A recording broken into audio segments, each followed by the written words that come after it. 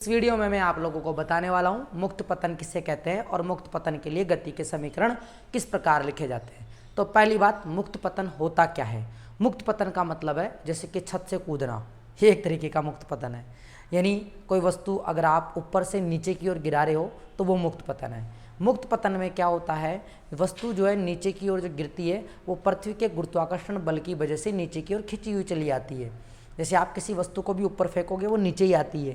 क्यों? क्योंकि पृथ्वी का गुरुत्वाकर्षण बल उसे अपनी ओर खींचता है। तो खींचता है तो उसके वेग में परिवर्तन आता है। तो उसके वेग में जो परिवर्तन आता है समय के साथ में, उसे अपन गुरुत्वीय त्वरण बोलते हैं।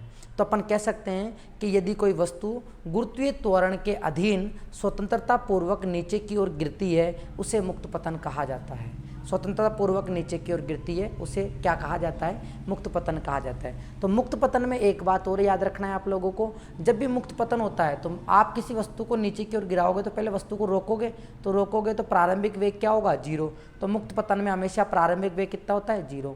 अब ये वस्तु नीचे की ओर गिर रही है, जब मुक्त पतन होता है तो वस्तु का जो गुरुत्वीय त्वरण लिया जाता है वो ऋणात्मक लिया जाता है। क्या लिया जाता है? ऋणात्मक। अगर कोई वस्तु ऊपर से नीचे गिरती है, ऊपर से नीचे का मतलब है मुक्त पतन में, बाकी कंसेप्ट दूसरे हैं, ऊपर से नीचे का, नीचे से ऊपर का। मुक्त पतन में जी का मान क्या लिया जाता है? ऋणात्मक लिया जाता है, यानी माइनस का जी लिया जाता है। क्या लिया जाता है? माइनस का जी। कहीं कहीं किताबों में कन्फ्यूजन कर रखा है तो आप एक बार इसे देखना।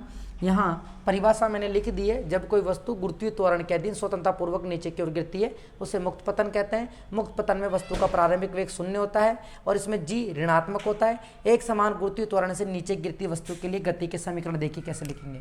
पहली बात, गति के समीकरण कौन कौन से होते हैं? एक तो होता है v बराबर u प्लस at, लेकिन ये अपन ऊर्ध्वाधर गति के लिए लिख रहे हैं तो ध्यान रखना, ऊर्ध्वाधर गति के लिए गति के समीकरण में क्या आएगा? v बराबर u प्लस a की जगह आएगा g। क्या आएगा? g आएगा। तो अपन इसको मुक्त पतन के लिए लिखेंगे तो u का मान क्या होगा? 0 और g का मान क्या आएगा? माइनस का g। तो ये समीकरण क्या हो जाएगा? v बराबर 0 प्लस g माइनस में और गुणा में t, तो v बराबर हो जाएगा माइनस का gt। दूसरा समीकरण क्या होता है?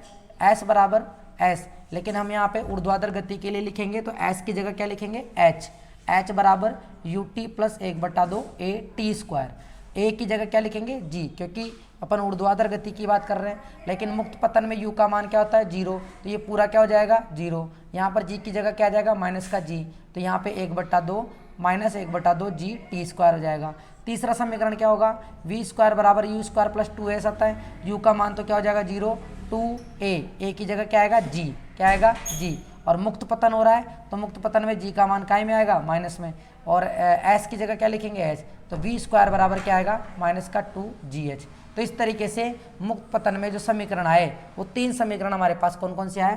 पहला तो आएगा v बराबर माइनस का gt, ठीक है। दूसरा समीकरण आएगा h बराबर माइनस का 1/2 gt स्क्वायर, और तीसरा समीकरण जो आएगा वो v स्क्वायर माइनस का 2gh आएगा। ये तीनों जो है मुक्त पतन के लिए गति के समीकरण है। इसके